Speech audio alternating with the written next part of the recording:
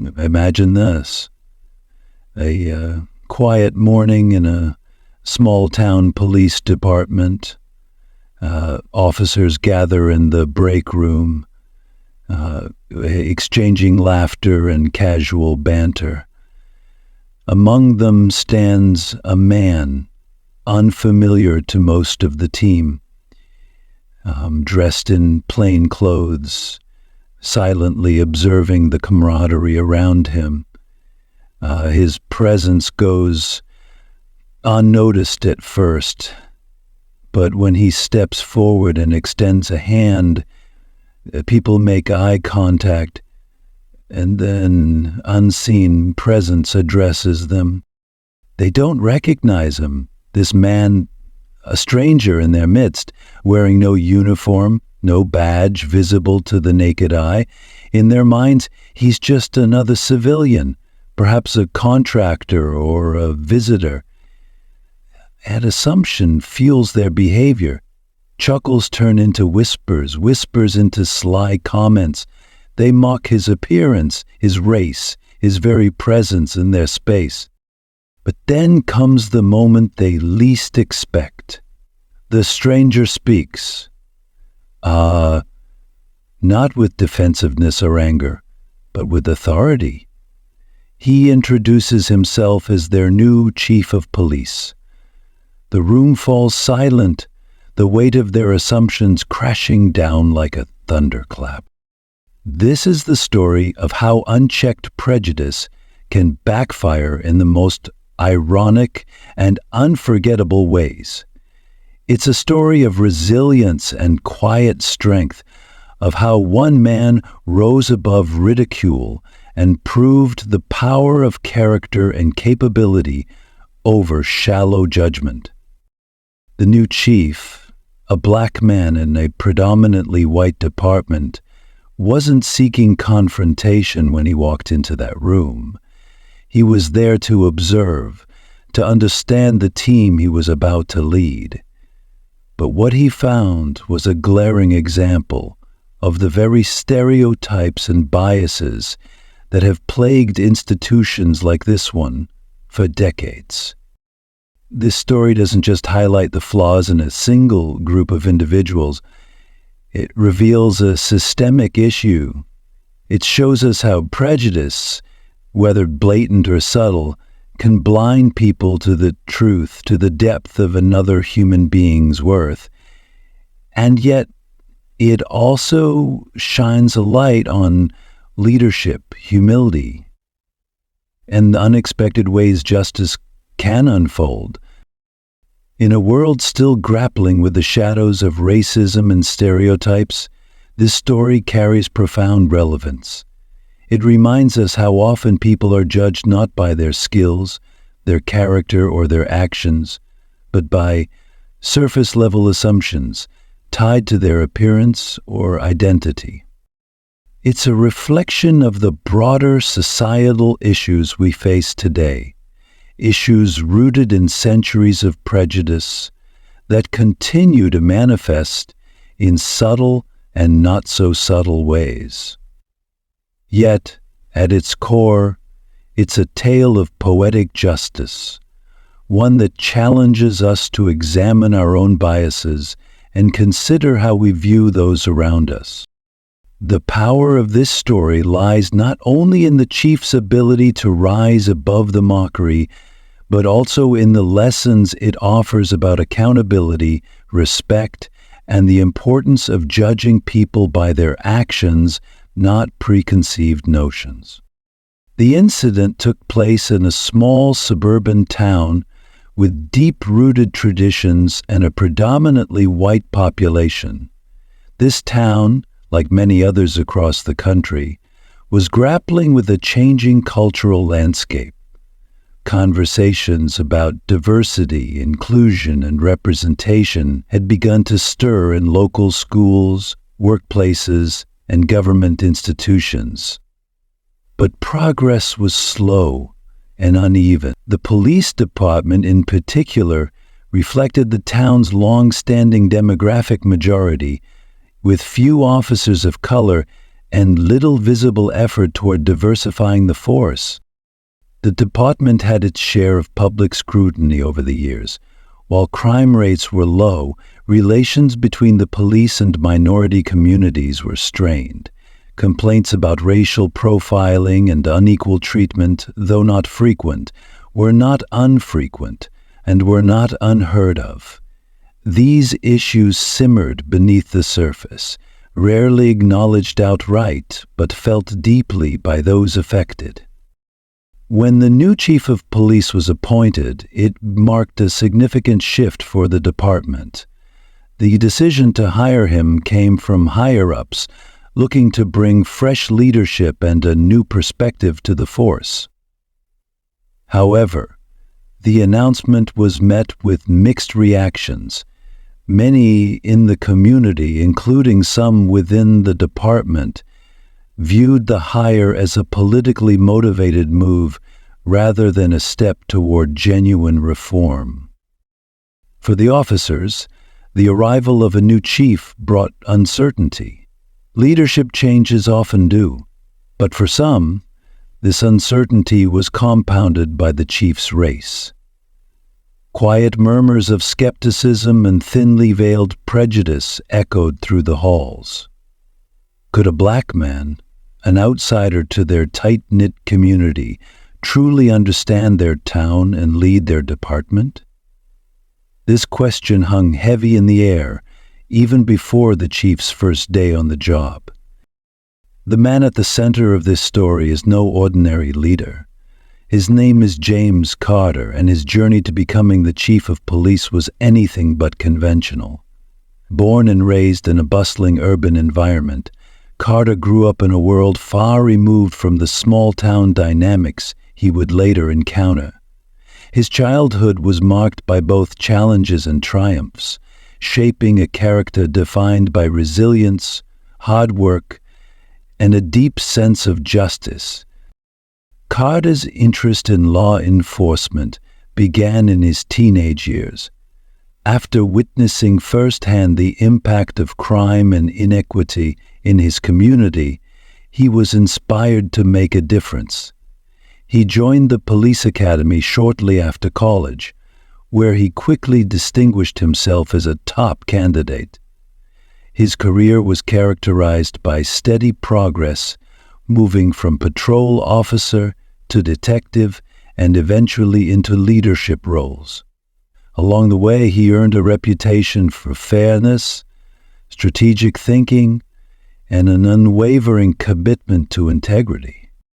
What set Carter apart wasn't just his professional qualifications, though they were impressive, but also his ability to connect with people. Colleagues and community members alike often remarked on his calm demeanor and his knack for diffusing tense situations with empathy and understanding. He wasn't just a man in uniform. He was a bridge builder, someone who worked tirelessly to bring people together. When Carter was selected to lead the suburban police department, he viewed it as an opportunity to bring his values and vision to a new stage. He saw the position not as a challenge to his identity, but as a chance to demonstrate the power of diverse leadership. Carter understood the weight of being the department's first black chief, but he also knew the importance of paving the way for others to follow. The context in which this story unfolded cannot be ignored. The town's dynamics mirrored broader societal trends in a country still wrestling with issues of race and representation. Over the past decade, discussions about police reform and the role of race in law enforcement had grown louder, fueled by high-profile cases and nationwide protests. While this small town was far removed from the front lines of such movements, its residents were not immune to the ripple effects. Within the police force itself, change came slowly. The officers were a close-knit group, many of whom had spent their entire careers in the same department. For them, tradition and loyalty were paramount, and any disruption to the status quo was often met with resistance. This resistance wasn't always overt, but it manifested in subtle ways. Hesitation to embrace new ideas, skepticism of outsiders, and a clinging to the way things have always been. Against this backdrop, Carter's appointment represented a break from tradition. To some, it was a welcome change.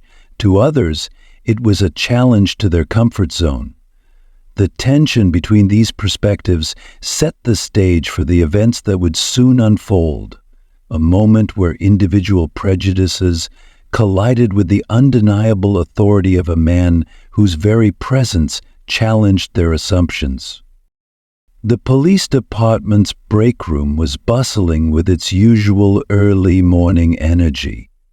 Officers gathered around, chatting about the weekend's highlights and teasing one another over trivial matters.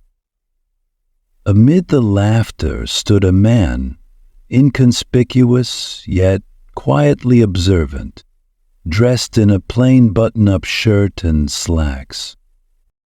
The man seemed out of place, a detail not lost on the group. One officer leaning casually against the counter squinted at him and smirked. "Hey, new janitor, coffee machine's been acting up again," he quipped, eliciting chuckles from a few others. Another officer chimed in, "Looks like they're letting just about anyone wander in these days. Security must be slipping." The comments, light-hearted to some, carried an undertone that was hard to miss. The man, standing silently, didn't react. He simply stood with his hands clasped, his eyes scanning the room with calm precision. As the banter continued, the remarks became bolder. "Betty's lost. Probably looking for the delivery entrance," one officer joked, nudging his colleague. The laughter grew louder. Another added, "Or maybe he's here to file a complaint. Careful, guys, we might be on camera." The man's silence seemed to embolden them further. Their words dripped with condescension, laced with the kind of humor that thrives on assumed superiority. Yet, amidst the mocking, there was no anger in his eyes, only a quiet patience, as if he were waiting for something. One officer, perhaps sensing the tension but misreading its source, decided to turn up the heat. "Hey, buddy," he called out, stepping closer. "You lost? This ain't the community center." The room erupted in laughter again, the officers exchanging smirks and knowing looks. Little did they know the joke was about to be on them. The man, still composed, finally spoke. His voice was measured, carrying an air of authority that cut through the laughter like a sharp blade. "Actually," he began, his gaze steady, I'm exactly where I need to be."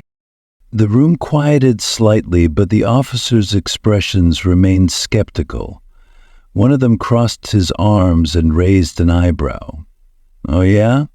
And where's that?" The man took a slow step forward, his posture upright and commanding.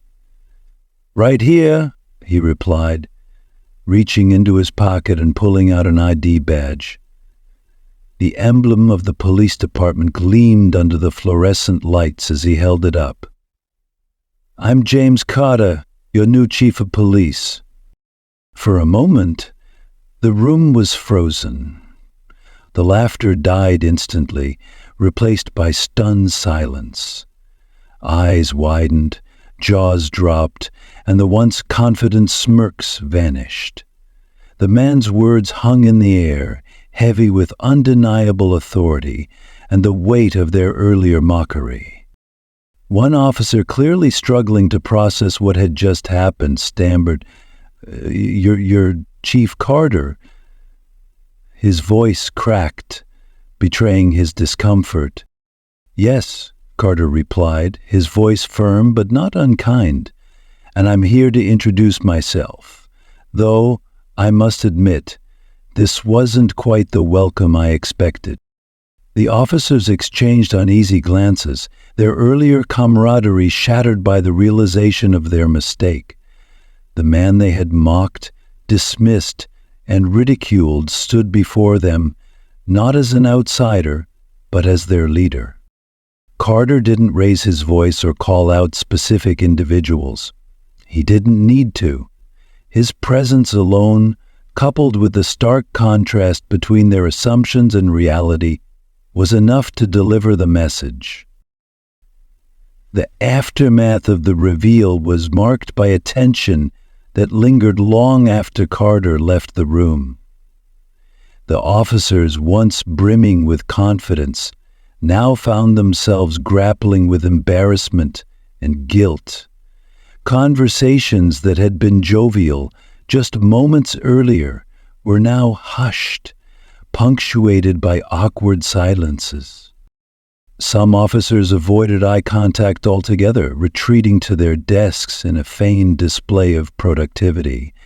Others whispered among themselves, their voices tinged with disbelief. "How did we not know?" one muttered. "Why didn't anyone tell us he was starting today?" Later that day, Carter called a meeting with the department. Standing at the front of the room, he addressed his team with the same calm authority he had demonstrated earlier. He didn't dwell on the incident in the break room. Instead, he focused on his vision for the department. "I believe in this team," he began, his tone even but firm. "I believe in what we can accomplish together. But to move forward, we have to start from a place of respect. Respect for one another, respect for the community we serve, and respect for the values that brought us into this profession in the first place." While he didn't explicitly call out the morning's events, his words carried an unspoken weight. The officers knew exactly what he was referring to, and as he spoke, a sense of accountability began to take root. In the days following the incident, Carter reflected on what had transpired. To him, the morning in the break room was not just a personal affront, but a microcosm of the challenges he would face as the department's first black chief. "I wasn't angry," he later shared in an interview. Disappointed, sure, but not angry. Moments like that, they're opportunities. Opportunities to teach, to break down walls, to start conversations that need to be had. For Carter, the experience reinforced his commitment to leading with integrity and empathy. He understood that change wouldn't come overnight. It would take time to build trust, to challenge long-held biases, and to create a culture of respect within the department. He also recognized the broader significance of his role. "I knew going into this position that I'd be facing more than just the usual challenges of leadership. Being the first of anything comes with its own set of expectations, its own pressures, but it's also a privilege to be able to pave the way for those who come after me." Carter's reflection wasn't just about his own journey, but about the lessons the incident could teach others. "We all make assumptions," he said. "It's human nature, but those assumptions can blind us to the truth, to the value in the people around us. My hope is that as a team we can learn to see beyond the surface, to focus on what really matters: character, commitment, and the work we do together." The incident in the break room starkly illustrates the pervasive impact of stereotypes and snap judgments in professional environments. Assumptions about the man's role based solely on his race and attire blinded the officers to his true identity and capabilities. This behavior underscores how deeply ingrained biases can distort perceptions, even among those trained to approach situations with fairness and impartiality. In this instance, the officer's remarks may have seemed casual or humorous to them, but they revealed a troubling tendency to equate authority with certain physical traits or social markers. It wasn't just about their words, it was the mindset behind them. This type of thinking perpetuates environments where individuals are judged not by their qualifications or character, but by surface-level attributes. Such incidents are not isolated. They reflect a broader societal issue where implicit biases affect decisions in hiring, promotions, and daily interactions. In professional settings, this can lead to toxic work cultures, reduced morale, and missed opportunities for growth. Beyond the individual impact, these assumptions undermine organizational integrity, especially in institutions like law enforcement, where fairness and objectivity should be paramount. This story serves as a potent reminder of the dangers of unchecked prejudice. It challenges us to reflect on how our assumptions shape our interactions and to question the narratives we unconsciously perpetuate. Chief James Carter's response to the disrespect he faced in the break room is a masterclass in leadership. Despite being the target of mockery, he chose not to respond with anger or confrontation.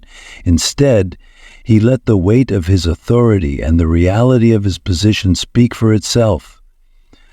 His calm demeanor and composed reaction not only diffused the situation, but also set the tone for how he intended to lead the department. By refraining from calling out individual officers or dwelling on their behavior, Carter demonstrated a level of professionalism that went beyond personal pride. He understood that his role as a leader was not just to demand respect, but to model it. His actions conveyed a powerful message. Leadership is about rising above pettiness and using moments of tension as opportunities for growth and change. Carter's approach also highlighted the importance of emotional intelligence in leadership. He recognized the discomfort and embarrassment among the officers after the reveal, but instead of exploiting it, he used it as a teaching moment.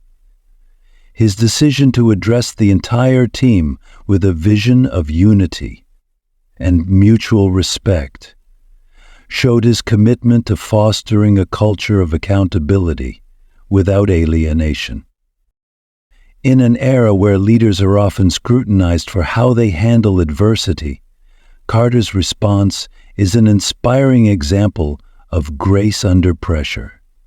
His ability to transform a moment of personal disrespect into a stepping stone for organizational growth demonstrates the true essence of leadership. At its core, this story emphasizes the transformative power of inclusion and diversity in leadership. Chief Carter's appointment as the first Black leader of the department was not just a milestone for him personally, but a reflection of a broader societal shift. It challenged long-held norms within the institution, forcing both the department and the community to confront their biases and expand their understanding of what leadership looks like. Representation matters not just as a symbolic gesture, but as a practical necessity. When leaders from diverse backgrounds stepped into positions of authority, they bring with them unique perspectives that can drive meaningful change. Carter's presence in the department served as a reminder that talent and capability are not confined to a single demographic. His leadership shattered the stereotype of what a chief of police should look like, opening the door for others to follow.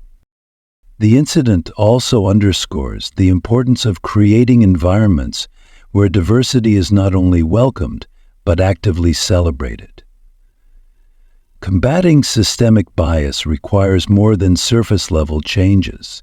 It demands a cultural shift in how institutions operate and how individuals within them view one another. This starts with fostering open conversations about prejudice, implementing robust training programs, and holding individuals accountable for discriminatory behavior. For viewers, the takeaway is clear. Change begins with introspection. Whether in workplaces, communities, or personal relationships, challenging our own biases is the first step toward building a more inclusive society. The story of Chief Carter is a testament to the fact that inclusion isn't just about fairness, it's about unlocking the full potential of people and organizations alike. The story of Chief James Carter is one that lingers in the mind long after it is told. It began with a simple yet profound moment. A group of officers, caught in their assumptions, mocking a man they thought was an outsider, unaware he was their new leader. Their words, casual yet cutting, reflected deep-seated biases that far exceeded the walls of that break room. The pivotal moment came when Carter revealed his identity. His calm yet authoritative announcement shattered their preconceived notions, leaving them speechless and reflecting on their behavior. The power of the moment was not just in the reveal itself, but in how it exposed the dangers of prejudice and the superficial judgments we often make about others. What followed was equally important. Carter's composed response set the tone for his leadership, addressing the incident not with anger, but with a call for respect and unity. His actions turned what could have been a divisive moment into an opportunity for growth, challenging both his team and the broader community to confront their biases and embrace diversity. The lessons from this story are as relevant today as they were in that break room. At its heart, the incident serves as a stark reminder of how often we allow stereotypes and assumptions to cloud our judgment. It shows how easily we can overlook someone's true value when we focus only on surface-level traits. For viewers, the message is clear. We must take a hard look at our own biases and strive to see beyond them. This applies not just in professional settings, but in all areas of life. How often do we make snap judgments about someone based on their appearance, background, or perceived status? And what opportunities for connection, growth, or understanding might we miss because of it? Chief Carter's story also teaches us the power of leadership, rooted in dignity and respect. By choosing to rise above the mockery and lead with grace, he modeled the kind of behavior that inspires change. His response reminds us that true strength lies not in retaliation, but in the ability to foster dialogue, challenge perceptions, and guide others toward a better path. So, what can we take away from this story? First, let's commit to challenging our own assumptions. The next time you find yourself making a snap judgment about someone, pause. Ask yourself what might lie beneath the surface. Give people the chance to show who they truly are. Second, let's advocate for diversity and inclusion in our own spheres of influence. Whether it's at work, in our communities, or in our personal lives, we all have a role to play in creating spaces where everyone feels valued and respected. Speak up when you see bias, support leaders who prioritize equity, and remember that representation matters. Because seeing people like Chief Carter in positions of authority can inspire countless others to follow in their footsteps. Finally, Share this story. Talk about it with friends, family, and colleagues. Use it as a starting point for discussions about prejudice, leadership, and the kind of world we want to build. Change begins with awareness, and awareness begins with stories like this one. As we bring this story to a close, let's reflect on one final question. How do we want to be remembered? Will we be the ones who judged others by their appearances, who let our biases dictate our actions, or will we be the ones who sought to understand, to build bridges, and to create a culture of respect and equality? Chief James Carter's story is a testament to the power of rising above. It's a reminder that the greatest leaders are those who inspire change not through force, but through character and example. His journey challenges us to be better, not just in how we treat others, but in how we confront our own prejudices and strive to grow. In the end, this is more than just a story about a single man or a single incident. It's a call to action for all of us to see the world and the people around us with clearer eyes and fuller hearts. Let us remember, respect is not given based on assumptions or appearances. It's earned through understanding and mutual appreciation. So, as you go forward, carry this story with you. Let it be a guide, a lesson, and above all, an inspiration to treat every person you meet with the respect and dignity they deserve.